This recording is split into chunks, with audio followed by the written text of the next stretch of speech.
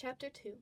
Our version of hide and seek had 3 rules. The person hiding couldn't ditch their phone, GPS tracking had to be enabled, and the person seeking had an hour. In the past 6 months, Jameson and I had played in Bali, Kyoto, and Marseille on the Alfami coast, and in the labyrinthine markets of Morocco.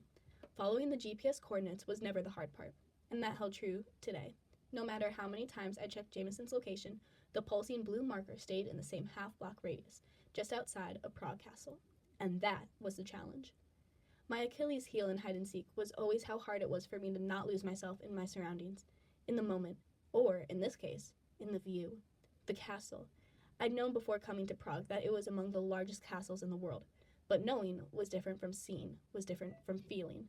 There was a certain magic in standing in the shadows of an ancient, massive structure that made you feel small, something that made Earth and its possibilities feel enormous.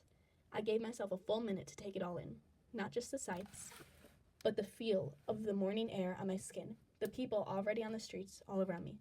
And then I got to work. Per the GPS, Jameson's location had varied between several points, all of which seemed to be located in the palace gardens, or sometimes just outside the garden's walls. I walked those walls, looking for the entry. It didn't take me long to realize that the garden in question was actually multiple gardens, interconnected, all of which were closed, or at least they were closed to the public. When I approached the entry, the iron gate swung inward for me, like magic. I meant what I said to Alyssa on the phone. I would never get used to this. I stepped through the gate, Oren followed at an unreasonable distance. Once we were both inside, the iron gate swung closed behind us. I made eye contact with the dowsant who closed it. He smiled. I had no idea how Jameson had managed this. I wasn't sure that I wanted to know.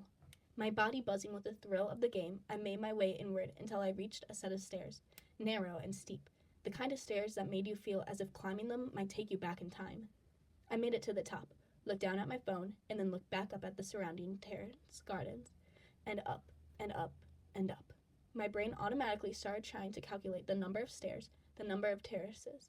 I looked down at my phone again and took a turn off the beaten path, jogging forward, then turning again. The instant my GPS location brushed up against Jameson's, his blinking blue cursor disappeared from the map. Technically, that made 4 rules for our version of hide-and-seek. The hunt was on.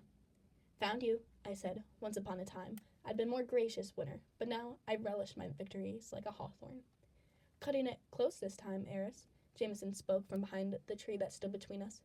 No part of his body was visible to me, but I could feel his presence. The outline of his long, lean form.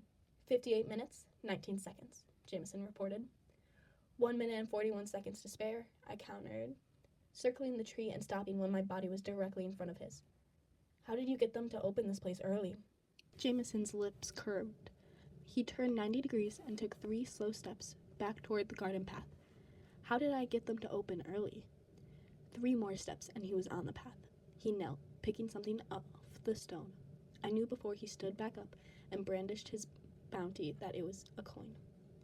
Jameson twirled the coin from one finger to the next. Heads or tails, Eris? My eyes narrowed slightly, but I deeply suspected my pupils were dilating.